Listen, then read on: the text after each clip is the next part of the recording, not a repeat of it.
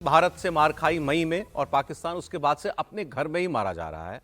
खैबर पख्तूनख्वा और बलूचिस्तान ये ऐसे सरदर्द हैं, बल्कि अब तो ये नासूर बन चुके हैं। ये इलाज इनका हो नहीं सकता, इनकी सर्जरी हो सकती है और सर्जरी यही है कि ये इससे अलग हो जाएं पाकिस्तान से, वरना वहां वही हो रहा है जो पिछले मतलब 30 साल से कम 25-30 साल से इतनी ज्यादा मार काट पाकिस्तान की सेना ने यहां पर मचाई हुई है।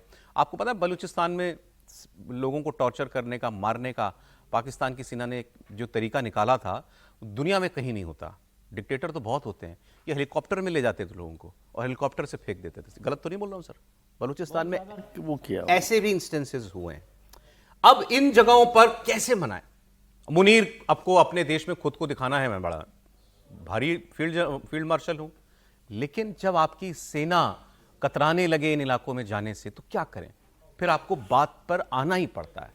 खास तौर पर जो कबीले वाले इलाके हैं खैबर पख्तूनख्वा के, जहां पश्तून लोग रहते हैं और वो अपने आप को अफगानिस्तान से ज्यादा जोड़ करके देखते हैं, वही है टीटीपी तहरीक तालिबान पाकिस्तान, जिसकी वजह से उसने इतने लोगों की हत्याएं की पाकिस्तानी फौज के कि कहना ये इनका कहना ये पाकिस्तान की आर्मी का, हमने उसकी वजह से अफगानिस्तान के ऊपर हमला कर दिया। अब मुनीर डैमेज कंट्रोल कर रहा है क्योंकि उसकी सेना नहीं रोक पा रही इनको, तो पेशावर में उसने एक जिरगा बुलवाया। ये जिरगा शब्द हमने पहली बार सुना था जब तालिबान 90s में सत्ता में आया था, तो उनका भी जिरगा होता था, पंचायत जैसा। एक शूरा भी होता है, शूरा बड़ा होता है, जिरगा छोटा होता है। तो एक जिरगा की बैठक इन्होंने बुलाई, उसमें वहां के जो मौलाना टाइप लोग होते हैं और जो बड़े बुजुर्ग होते हैं कबीले के, उनको बैठा करके उनके साथ इसने मीटिंग करी सीधी, आसिम मुनीर ने। ये कल की घटना है। वहां जाकर के उसने इनको कहा कि देखिए साहब, आप हमारे अपने लोग हो, हम आप लोगों की जान जाती है तो हमें बड़ा दर्द होता है, लेकिन अब अगर इस जमीन से आतंकवाद होगा, हमारे सेना के ऊपर हमला होगा, तो हमें तो कार्रवाई करनी पड़ेगी। फिर उसने कहा कि ये लोग जो आपके बीच में रहकर हम पर हमला करते हैं, ये दरअसल भारत के बरगलाए हुए लोग हैं। तो वहां इन्होंने 2 टर्म निकाले हुए हैं। एक टीटीपी वालों को तो बोलते हैं ये क्या सर,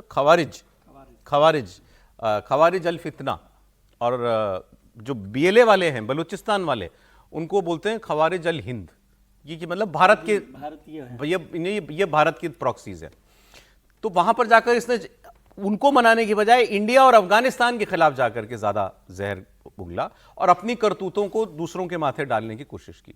इस मैटर पर अफगानिस्तान ने बड़ी साफ साफ चेतावनी दे रखी है कि सीज फायर अपनी जगह पर, लेकिन हमला अगर हो गया तो फिर आपको जवाब मिलेगा। इसकी बात हम लोग जो हैं वो लगातार कर रहे थे।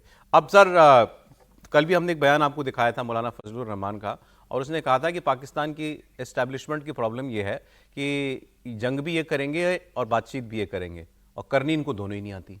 तो अब जब वो नहीं मान रहे तो उनको मनाने पहुंचे, तो वहाँ पर पहुँचना ही पड़ेगा। हम लोग कई बार ये बात कर चुके हैं कि वो जो पूरी जमात है, एक तरह से कह लेना चाहिए, पख्तून वाले, वो लड़ाकू वो है, लड़ाका लोग हैं, और वो किसी के बरगलाने से, किसी के कहने से नहीं होते। उनको अपना एक ईगो, एक सम्मान, और वो जो लड़ाई है वो उस तरह से लड़ते हैं। मुनीर साहब को शायद थोड़ा सा देर से या थोड़ा सा जल्दी से समझ में आ गया कि उनको बातचीत से कैसे मनाया जा सकता है या क्या किया जा सकता है। लेकिन अफगान के खिलाफ अगर लड़ाई लड़ने की बात करते हुए भी बात करेंगे तो भी बहुत मसला हल नहीं होगा, और हिंदुस्तान का लेना देना तो कोई ऐसा है नहीं उसमें। ये लोग अफगानिस्तान से अलग तो मानते नहीं ना। हाँ, इसलिए मैं कह रहा हूँ कि अफगानिस्तान के खिलाफ भी बात करेंगे, बात करने के लिए, तो भी कोई बहुत फ़ायदा वहाँ पर होने वाला नहीं। वो अफगान से अपने आप को अलग नहीं मानते, और वो खुद तो जानते हैं कि भारत से इस तरह से कोई जुड़ाव उनका है नहीं, सीधा सीधा से लड़ाई को लेकर कि पाकिस्तान के खिलाफ लड़ना है।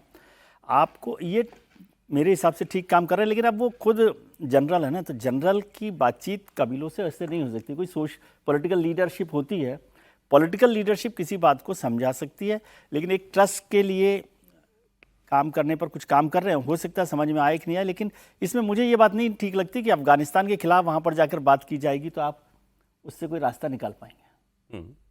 तो क्या तरीका है? मतलब क्योंकि ये बात तो सही है कि ये टीटीपी वाले उन्हीं इलाकों में छुपे होते हैं, उन्हीं के बीच में से तो निकल के आते हैं। ये वही लोग हैं, मतलब वही के बीच में से निकल कर आते हैं। लेकिन फिर भी बातचीत के रास्ते से कुछ निकल कर आ पाए, वो उनको बताएं कि पाकिस्तान आपका है, और उससे पहले मुनीर साहब समझें कि वो पाकिस्तान के हैं। ये बात हमने कई बार कही है कि पाकिस्तान की सेना, पाकिस्तान की जो सत्ता है, एस्टेब्लिशमेंट जिसको आप आर्मी कहते हैं, फौज कहते हैं, वो लोग उन्हें पाकिस्तानी मानते ही नहीं है, इसलिए इस तरह का बर्ताव करते हैं। ठीक है। तो दोनों के बीच में ये फर्क है, वो भी अपने आप को पाकिस्तानी नहीं मानते, और यदि आप उनके साथ खड़े होकर अपने आप को बनाना चाहते हैं तो कम से कम खुद तो समझे। ये जो सारा हिस्सा है पाकिस्तान का, खैबर पख्तूनख्वा का, जहाँ ये कबीले रहते हैं और इससे लगी हुई अफगानिस्तान की कुछ इलाका, तो ये दुनिया के सबसे खतरनाक हिस्सों में शुमार किया जाता है। सबसे खतरनाक कोई वजह होगी ना कि जब ओसामा बिन लादेन को भी छुपना था तो वो यहीं आया, आईसिस भी यहीं है, अलकायदा भी यहीं है, तहरीके तालिबान भी यहीं है और तालिबान भी यहीं है। तो आखिर ऐसा क्या है उस मिट्टी के अंदर, ये हमको समझना पड़ेगा। जैसे अफगानिस्तान, पाकिस्तान जैसे कहता है कि टीटीपी वाले अफगानिस्तान में छुपकर आते हैं, छुपकर रहते हैं और हमारे यहां हमला करते हैं। अफगानिस्तान कहता है कि पाकिस्तान ने आईसिस वालों को पाला हुआ है, इस्लामिक स्टेट वालों को। इस्लामिक स्टेट एक दुनिया में वाकई में एक देश बन गया था, सीरिया वगैरह के, सीरिया और इराक के हिस्से बना करके उसके कब्जे में एक देश के पास जितनी जमीन होती है उतनी जमीन उसके पास आ गई थी। अब उसको खत्म कर दिया अमेरिका ने, लेकिन कई जगहों पर उसने अभी भी अपने अड्डे और सेल बना रखे हैं। और जी, यहां भी उसमें उसका एक जो है हिस्सा काम करता है, इसको कहते हैं आईसिस खुरासान। अभी जो लड़के की तस्वीर स्क्रीन पर चल रही है, इस लड़के को पकड़ा है अफगानिस्तान ने और उसने कहा यह सबूत है कि पाकिस्तान तुम आईसिस को पालते हो। अब आप कहेंगे तालिबान को आईसिस से क्या प्रॉब्लम है? प्रॉब्लम है, उसका झगड़ा आईसिस के साथ है, क्योंकि दोनों को मजहब के नाम पे राज करना है। तो वो तो कहते हैं कि वो हमारी चलेगी, उनकी लड़ाई है। इसका नाम है सईदुल्लाह। इसने, अफगानिस्तान ने वीडियो जारी करके बताया कि यह आदमी कबूल कर रहा है कि मैं पाकिस्तान के क्वेटा इलाके में ट्रेनिंग ली मैंने, और मुझे ट्रेनिंग पाकिस्तान की आर्मी ने दिलवाई, मुझे जिहाद सिखाया गया, मुझे हथियार चलाना सिखाया गया, और फिर उसे तोरखम बॉर्डर क्रॉसिंग से एक फर्जी पहचान पत्र देकर उसे अफगानिस्तान में भेजने की कोशिश हो रही थी, तब उसको अफगानिस्तान ने पकड़ लिया। इससे पहले पेशावर में ही आईसिस का एक टॉप कमांडर, उसकी हत्या की गई थी, और हत्या पाकिस्तान की सेना ने नहीं की थी, उसकी बस हत्या हो गई, किसने की मालूम नहीं। तब भी अफगानिस्तान ने कहा था कि अगर ये इतना बड़ा कमांडर आईसिस का, इसका नाम पहलवान मूसा था, अगर ये पाकिस्तान में मारा जा रहा है तो सबूत है ना कि ये आईसिस को पालता है। तो वही दोगला चरित्र जो वो हमेशा पाकिस्तान ने अपनाया, प्रॉक्सीज को इस्तेमाल करो अपने पड़ोसियों के खिलाफ, अलकायदा जैसे टेररिस्ट के सरगना ओसामा बिन लादेन को पालो और उसी को मारने के नाम पर पाकिस्तान, अमेरिका से पैसे भी लेते रहो। वही काम अभी तक कर रहा है पाकिस्तान।